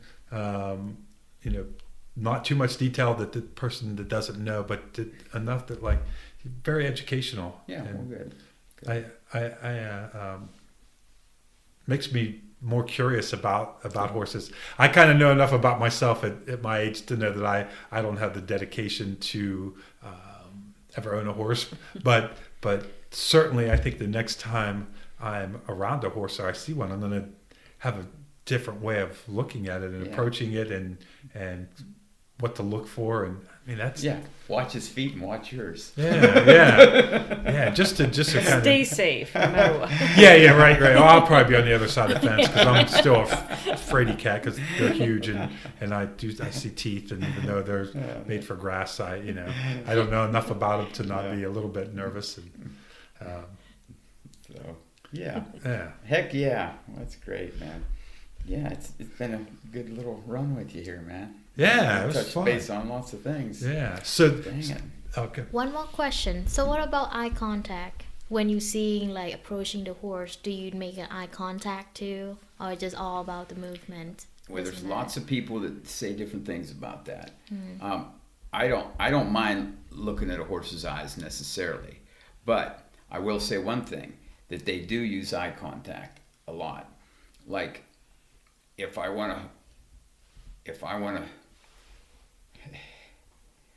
move a horse, when I go up near it, I'll instantly look at its back feet, its back end, its feet out, because I want its feet to move, and that's what they'll do to each other.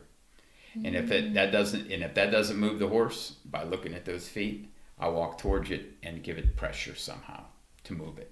You know what I mean? To the point where, like, if I would put my horses in a pen and you were watching me, I could walk up to that horse and I could just look at its feet and it will instantly move its rear end over, because it already knows that if it doesn't move while I'm looking at it, the next thing's going to happen. Then whether you throw my hands up or have my stick and do something to make it move.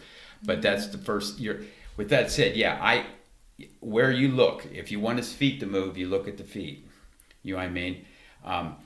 If I want a horse to move sideways, you know what I mean, when I walk up to it, to its shoulder, the first thing I'm going to do is look right over its shoulder to where I want it to go, and then I'm going to follow through with pressure, to the point that once a horse learns all those things, that's the first thing I do, so it can literally cue it. You can cue it that way. You know what I mean, by looking down its feet or looking over its shoulder as you go near it, and it'll move away. So I hope that kind of answered that to a point. You know what I mean? One good thing, one thing you should explain about a horse is how their eyes are on the side of their head, unlike Right. our eyes are in True, the front. yes, good So this point. horse sees 2 pictures completely around. So they can see the back It feet. could see. Yes, It could it's see blind all in the way- front, and like blind a at spot, the and tail. blind in the Just- back, and it can see it, and that's because it's a prey animal. Yeah. It needs that to see. You know what I mean? But with that said, it's seeing 2 different things. And I may be wrong, but I always like to say it's sort of like watching 2 TV screens at once, and Wow. keeping all that in your brain. What's going on? You know what I mean? Yeah. See. I don't know if that's a fair Yeah, and I mean, explanation or not. it may not be, but But what you teach, what we do, what we teach on one side of the horse, we try to teach on the other. side. Yes. Oh, wow. Same way. Yes. Yeah, Because because- say you get on your horse on the right side all the time, and you go get on the left, he's going to be like. So we try to teach the Oh. horse I to teach get. everything I teach to a horse. I teach on this side and that side. Yeah. Just Wow. because that horse will let me pick up its feet on this side doesn't mean I can go pick up its feet on that side. Because it's seeing And the way- and also yeah, go just ahead. the way it looks, just the way how their eyes work. Yeah. Because something they might get used to something on this side, but this side may scare them. Yeah. It make Yeah. them a little. And in general, it works that way. Like when I start a colt in the round pen and he starts going in a circle, he may go in the circle this way just great. But then when I ask him to go the other way, he might be all worried because he's seeing me with a different eye now. Oh, wow. He's not seeing me with the other eye. He may like to see me. Usually, if you ever notice, people always get on. If you're standing there looking at the horse straight on, you'll get on the right side or the horse's left side, however you want to call that. And that is usually the eye that will handle things way better. When I was a little kid, they always said, never get on the horse always get on a horse on that side. Yeah. Well, as I grew older and learned about horses, that I learned that their left eye, what they see out of their left eye, they're usually way more comfortable with than what they see out of their right eye. Yeah. Now, a lot of people say it's their brain. One's the flight side, one's the, I don't know. All I know is that's just in general what it is. Yeah. So if I teach a horse to put the saddle on and everything on the right side, then I go on the left side and do it. And usually it'll be harder on that other side. Yeah. It'll take me more time to get it used to it. But by doing that, you get a good horse with very few holes in it, what they Yeah. call. He's used to everything. Yeah. You see what I mean? Yeah. That was a good And point, Brenda. because a horse can't see directly behind him, like right behind his tail. If somebody walks up to a horse and they get kicked, that's usually why, because they're out of their sight. They feel something. Yeah. Because horses don't regularly just kick someone. Sure. Because when I'm by a horse, I always let them know I'm always on one side or the other, to let them know, hey, I'm here. Yeah. Because I know what they can see. But that very spot directly behind, Or in them. front, directly in front. or right also. in front of their nose, they Yeah. can't see that unless they turn. That's why their a lot head of times little you go straight up on a horse and you put your hand out to its nose, it'll go like this because it doesn't see that, but it sees part of it. You Yeah, know what I yeah. mean? And it's like, whoa, what is that? See, Yeah, because that's our inclination is to walk up straight up and like you would a Yeah. human straight. Yeah, you don't want to walk straight up on a horse. You're better off walking towards your shoulder. You know what I mean? Yeah. And usually you're better off approaching to the horse's left side. Yeah. Hit the horse's left side. or either side when you're. Yeah. I've made a habit of it. I'm just automatically. I just make sure that horse knows where I'm at, and Yeah. I know that he can see. Yeah. So you talk to them before you touch them, or Well, they'll see me. I always yeah. make sure that I'm visible, and I never come directly behind them Yeah. or straight in front of them. I mean, I do sometimes, but when I do, I just let them know. I just put my hand out, or just so they could see, Yeah. and it's not directly in front of their nose. Yeah, focus is Just- a big thing with horses. Like when you're riding a horse or you're asking a horse to do something, you have to be with the horse focusing what you want it to do too. Yeah. You can't just mechanically think like a car, like you steer it down the street. You got to focus. If you want to ride a horse and you want to go this way, I think there's cues to give it to go that way, but I also focus where I'm headed. Yeah. My trail. If you want to follow a tree line or something, you look at that. you focus on it, Y- mentally focus, and then and the horse will. If you get one with the horse, you're all focusing together. I mean, See, I don't know. That's how I. Yeah. That was a question that I've always been curious about. Is I see people ride a horse and they hold the reins, but they're kind of holding them loose, and that a lot of times you just see little. You can't really tell how they're making very small cues. Yeah. And all that goes back to the simple thing of, like I was saying, pressure and release. You start with the latest cue, and if that don't work, you might have to pull the rein. You know what I mean? Yeah. But pretty soon, if you're always starting with that light thing, pretty soon you'll be able just to pick ride up the that rein horse. like this, and it knows it And wants then you to turn. then Yeah. someone like you're saying will be watching, going, "Boy, I don't even see them doing anything, but they're doing something. They're just at the latest cue. Yeah. They've got the horse good enough that he's responded to the beginning, the latest cue, instead of progressively more pressure. You know what I mean? So They always say with motorcycles, look to where you want to go, especially get in the habit of focus. that. Yeah. If you get into an emergency situation, as long as you're focused on where you want the bike to go, your reaction will always, without you thinking about it, will put you. And I imagine so. The same thing is if you're watching where you want to go, you're probably, even though you're thinking about it, you're still subtly. Yeah, your body, everything is you're going that way. You see, That's got to be a great feeling when you're just It is. get one with the horse and. Yeah. And it's hard to get there, trust me. Holy cow. It is. It really is. Because, hey, they just soon be one with themselves. Sure, yeah, it's not natural for them to have a human I always being see these folks on the say, back. "Look at that poor horse. All it does is sit out in that field and eat. Nobody ever does anything with it." And I always think to myself, well, I think that horse is okay with that. He's just fine with that. He doesn't mind at all. Yeah, they're not waiting for somebody to come along and put a saddle on. Yeah, he's like, I don't mind being out here eating grass by myself. I imagine to get to the point where a horse will take a saddle and a rider has to be a lot. There's a lot of trust there. It takes a lot of pressure and release. Yeah. Like, let's start with a blanket, and it might just be putting the blanket up near the horse and then going away. Wow.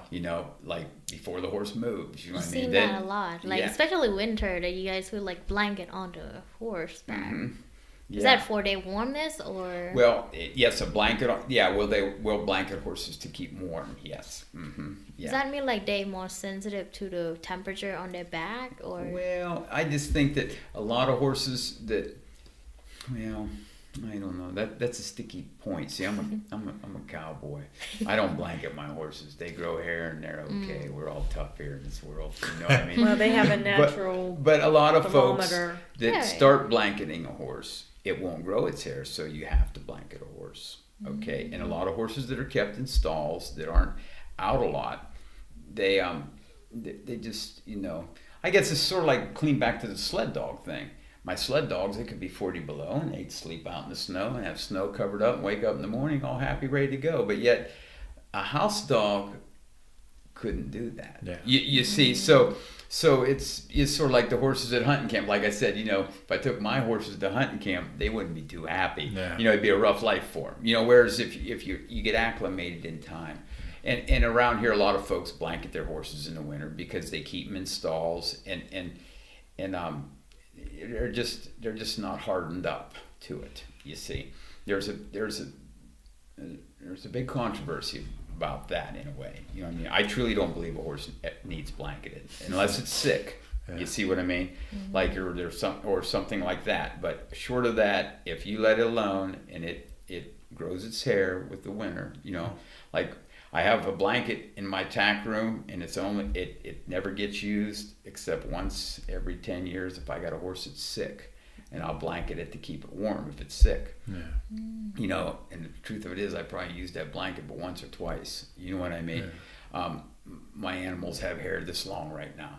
They're happy. Yeah. Yeah. So when you're training them to ride, the blanket is what goes on under the saddle. Yeah, I guess we got a little bit off there. I went to blanketing like a horse to keep it warm, where what I meant was basically the saddle pad, the blanket I call it, that goes like to get the horse used to it. Like, you'll just start offering the thing with a little pressure, which is no more than just putting it up to the horse. And if the horse if you just watch the horse, if he wants to move, you just back up Yeah. before he moves. So he starts to learn from the release that, whoa, if I just stand still, it goes away. Yeah. Now, if you put it up to him and he moves, and then you take it away, then he starts to learn, when I move, it goes away. Ah, yeah. See, that's why they learn on the release. So that's why you got to go, and as soon as you feel the horse getting worried, you go back, Yeah. take the pressure off, and then a little more. You just keep working back and forth like a seesaw thing. And then pretty soon, you can touch the horse with the blanket. Yeah. And if you can just touch him for 1 second and take it away before he moves, then he'll realize that it went away and Yeah. I didn't have to move. And then pretty soon you can touch him and rub him, and pretty soon you can put it on him. Yeah. You know, but every little step, little steps, it's a pressure and release thing. Even the first time that blanket goes on the horse's back, the first time I put a blanket on his back, when he's ready to accept that, when he's telling me that, basically, when I put it on, I take it off that fast. Yeah. Because a horse thinks in the moment. Right. And there's 4 moments in a second, 1001. Yeah. See, so all it has to do is be on that horse 1000 and off. Yeah. And he didn't have to move, and he's okay with it. Yeah. You see what I mean? If you leave it on for a second or two, he may move and start get worried. Yeah. See, and then you don't want that to happen. See, you want to take that pressure off while he's still okay with it and realize, no, it wasn't nothing. Yeah. See, and then progressively you can put it on, leave it on a few seconds, then you put it on pretty soon, you can just leave it on him. Wow. Same with the saddle, same with cinching it up, same with everything with a horse. Yeah. That's where Same with patience- getting on a horse. When I get on a horse, I just don't get on the horse. I mean, don't get me wrong. A lot of cowboys get on and buck them out. Well, that's not where I'm at. Yeah, that's I think of most people. That's how they think Visualize that it. you. So Yeah. you just break it, Yeah. right? But No. that's not what you guys do. No, that's not Oh, what I wow. would do at all. No, what I would do is, the first, once I get the horse used to the saddle, then I'm going to get the horse. Then I'm going to do all these other things to get the horse used to things touching the saddle and on the saddle. But before I ever get on the horse, the first thing I'll do is go up beside the horse and jump up and down a couple times and back up, so he gets used to that movement. Wow. And then I'll put my foot up in the stirrup. And as soon as I put my foot in that stirrup, I'll take it right out. Yeah. Now, if the horse starts moving while my foot's in the stirrup, excuse me, I'll hang on to the horn and I'll jump around with that horse until I can try to get him to stop it. Then I'll take my foot out, because I don't want to take my foot out while he's moving, because he'll learn that if I move, he takes his foot out. Yeah. If I stand still, and if he stands still and I take my foot out, then he learns, if I stand still, he takes his foot out. Yeah. So I'll just stand here because that works. See, I want him to realize that standing still, in the beginning, before I want to move a horse, Yeah. pretty much I want him to think that if he stands still, it all goes away. Yeah. Like, running away isn't going to make it go away. Standing still will make it go away. See? And then pretty soon, I can get, then I'll put my foot in the stirrup and leave it in there a little longer and then take it out. I'll do that a lot. Then pretty soon I might even put a little weight on it and get right off and off. Now, if he starts moving after I put weight on it, I'm committed. I got to hang with him and bounce around until I can ask him to stop. You know what I mean, with the lead rope, which I've already taught him up to this point. You know what I mean?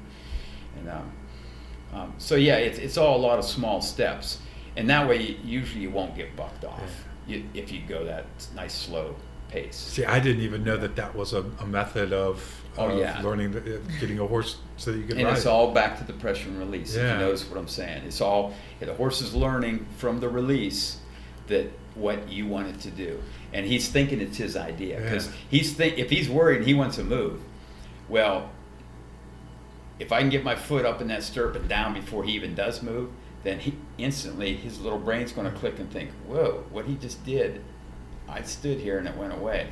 Even though he may have been thinking about moving. Yeah. Now if I put my foot in that stirrup and he moves, then I got to hop on one leg and leave that foot in the stirrup and hang on to that saddle and get him to stop. And the second he stops, I watch his feet. I take my foot out and get away from him. I might even walk 10 feet away from him to Just take give the him a pressure space, off. To take that pressure off. See, and then pretty soon they'll be okay with things like that. That's how they become okay with it.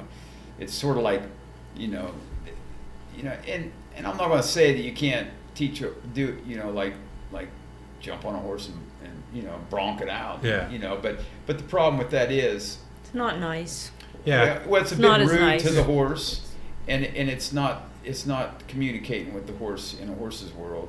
And also, I truly think that a lot of horses like that, you'll run into a lot of horses that people say, oh, it's a great riding horse, but every once in a while it bucks.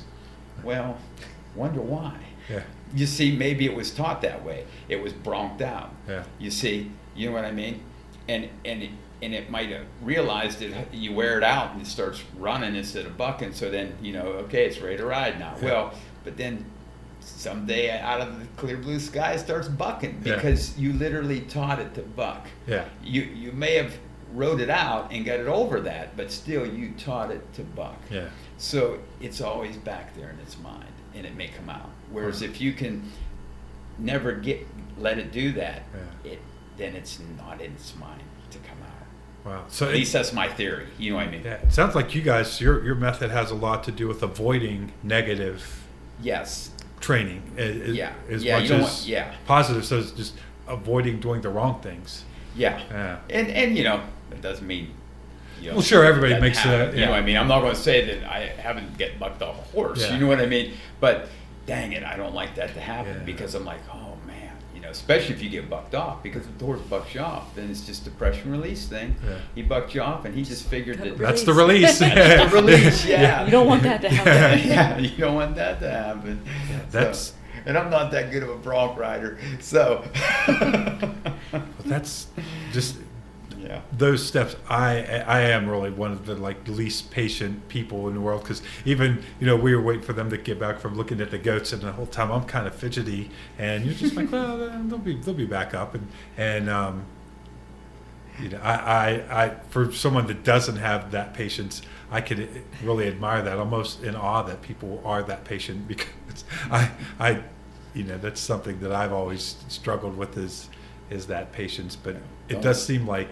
Well, Don't feel alone, because I'm a bit of an impatient fellow myself, and I gotta thank horses and mules and animals in general for helping me to be patient. You know what I mean? Really. So. And sometimes I guess if you have the intellect to know that that's the right thing, that it helps you to be patient, maybe when in your nature you would want to be. Yeah. it's funny, the lessons that get put in front of you for some reason Yeah. to teach you patience, or you just never know. I mean, what happens in your life, or why you walk down that trail, but it's Yeah. just meant to be. I feel sometimes that horses are just, I've had them since I was a kid, Yeah. and like you said, when Tom came around, I kind of learned from those guys, and it's like, wow, I didn't know anything. Yeah. I've learned so much from. Yeah, we have learned so much from Tom Shealy. Now there's a fellow you might want, if you ever want to have a podcast about horses, if you can Oh, get him my to do goodness. it. He's a bit of a quiet guy. He just likes to talk to horses. So. Well, we'll have a horse co-host. Yeah. Well, if you could ever help me set that up, I'd love to. Maybe Yeah. come on with them. Yeah. We can have you guys on again and with him and just do one on horses. I know we originally came on to kind of talk about the band, and then we we segued. got there and Yeah. went to Alaska and dogs and horses and a few grizzly bear stories here and there. Yeah. Too bad you didn't have a more interesting life. We could have went on for 5 hours. Yeah, I guess. Yeah, it's probably getting kind of. I could ask about the sled, like Yeah. the dog sled, like how you train now. Yeah, that's right. So, but yeah, it's been a great little conversation, my Yeah. friend. And I loved it, and I appreciate you come on. I'm not sure the podcast will probably be out in a couple weeks or so. Do you have any gigs coming up that you want to plug or anything? we don't really have any coming up real soon. No, not really. We're actually working on another song. That's where we're immersed right now. We're working on writing a couple tunes. We're trying to get another couple songs recorded, and hopefully get a little EP out, so we can, let folks have some of our music, you know what I mean? So, because now we're talking about music, I'm getting when you write songs, how does that come about? Do you kind of pluck it out on your own and then bring it to the guys, or you figure it out together? Yeah, I A little bit of usually come everything? up with it on my own mostly. You know, I don't consider myself much of a songwriter, but I come up with a few tunes here and there. You know what I Yeah. mean? And you know, I must admit, they come hard for me, but when they come, they're okay. You Yeah. know what I mean? And I appreciate everyone that does come. And but I've been into it here, you know, lately, and I write a lot of songs. I don't know when I write songs. Let me think. The last few songs I wrote, I was cutting hay. Yeah. I mean, go figure, you know. So, and sometimes they just come in my head. I guess having a phone is one of the greatest things, because, you know, you'll have a lyric or a song come in your head, and a rhythm, and you'll have it.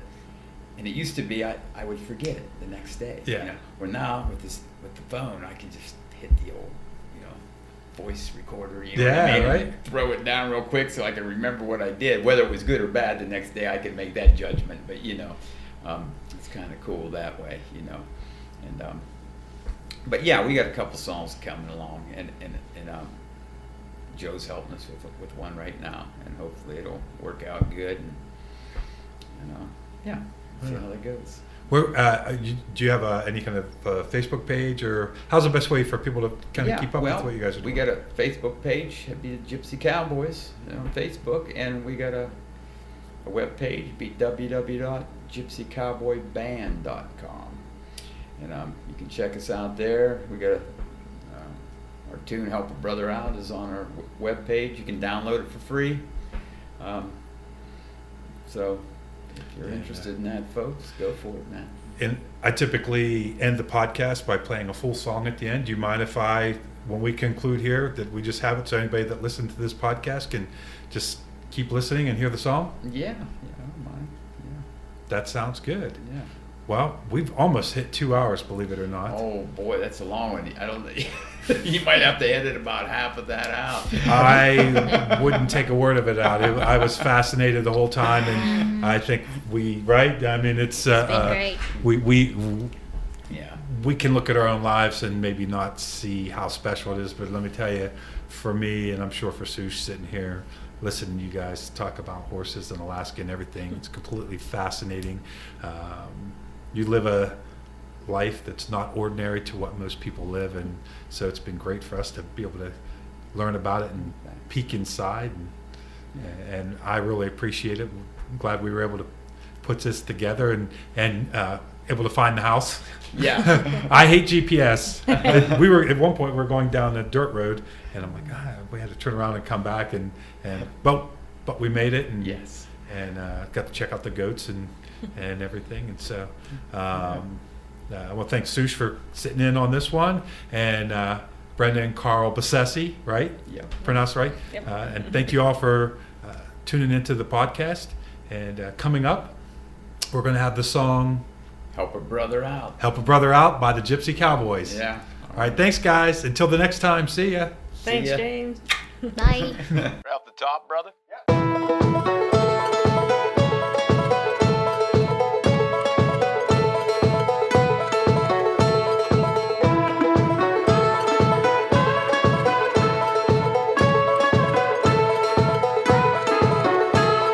Farmer, can you spare a